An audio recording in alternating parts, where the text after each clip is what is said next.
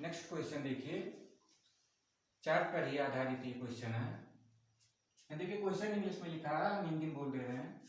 तो लिखा है ये ग्लास रॉड रब्ड विथ ये silk cloth, the glass rod acquires ये charge of plus 19.2 into 10 to the power 19 coulomb.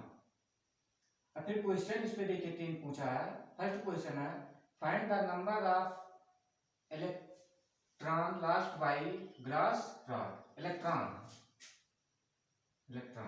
Lost by glass rod. Second question है find the negative charge acquired by silk. And third question है is there transfer of mass from glass to rod.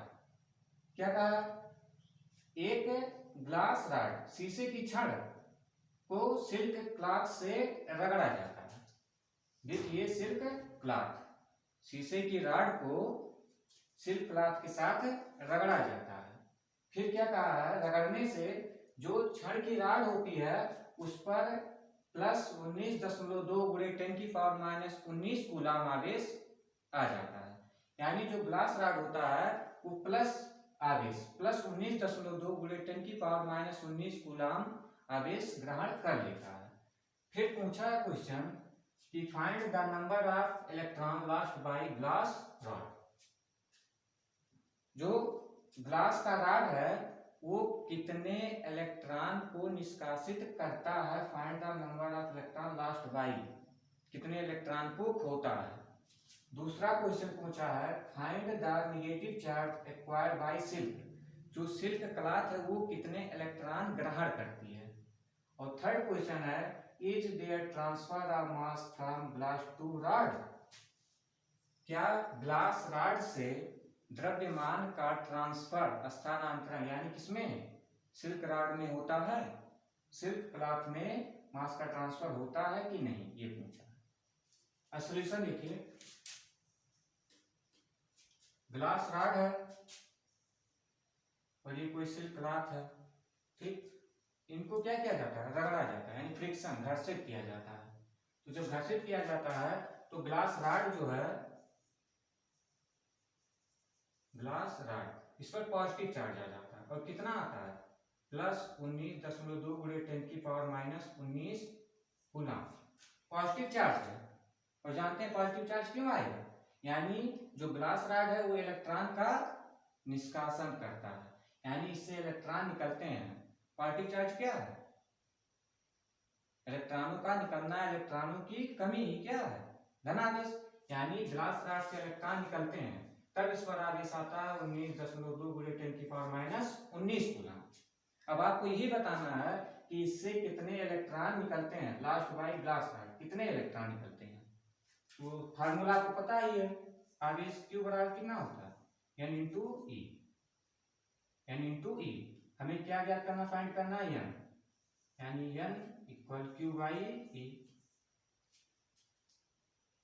ये तो ज्ञात करना है और Q का मान आपको दिया है कितना, 19.2 गुणे 10 की पावर माइनस 19, वैल्यू रखिए 19.2 गुणे 10 की power minus 19 coulomb by e का मान आपको ऑलरेडी पता है 1.6 into 10 to the power minus 19।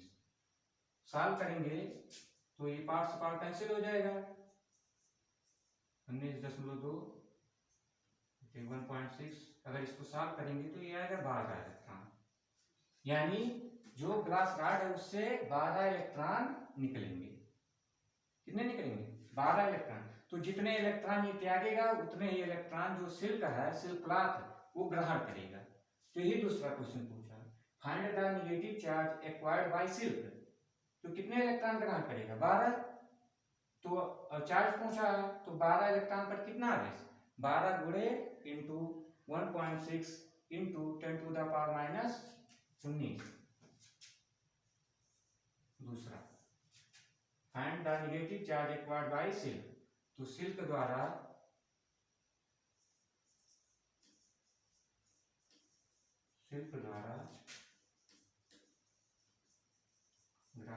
किया गया आवेश, तो उस पर जो आवेश होगा कितना, 12 इलेक्ट्रॉन के आवेश के बराबर, 12 गुणे 1.6 गुणे 10⁻⁻19 सॉल्व करेंगे कितना होगा, 12 छक 72, 19.2 गुणे 10⁻⁻19 कूलाम का निगेटिव चार्ज होगा। ध्यान रखिएगा, इस पर पॉजिटिव और इस पर निगेटिव।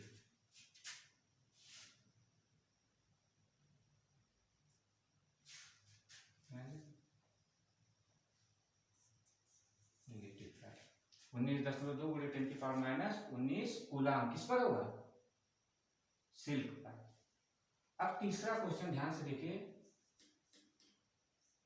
आसान है बस थोड़ा। Is there transfer of mass from glass to rod, क्या ग्लास रॉड से द्रव्यमान का स्थानांतरण होगा? हाँ जरूर होगा। क्यों? क्योंकि इलेक्ट्रॉन निकल रहे हैं और जानते हैं इलेक्ट्रॉन का एक निश्चित द्रव्यमान होता है। इलेक्ट्रॉन का द्रव्यमान कितना होता है, 9 × 1 × 10⁻⁻31 kg। ठीक, इलेक्ट्रॉन का द्रव्यमान निश्चित है, आप जानते हैं। तो जब इलेक्ट्रॉन निकलेगा तो निश्चित है द्रव्यमान भी उसके साथ जा रहा है, तो द्रव्यमान क्या होगा, कम होगा। किसका, ग्लास रॉड का द्रव्यमान कम होगा और जो सिल्क क्लॉथ है उसका द्रव्यमान बढ़ेगा। हालांकि चूंकि इलेक्ट्रॉन का द्रव्यमान बहुत कम होता है तो ऐसे द्रव्यमान को क्या करते हैं, निग्लेक्ट कर देते हैं। लेकिन यदि पूछे यस या नो में, तो आप क्या लिखेंगे कि हाँ द्रव्यमान का स्थानांतरण ट्रांसफर होगा।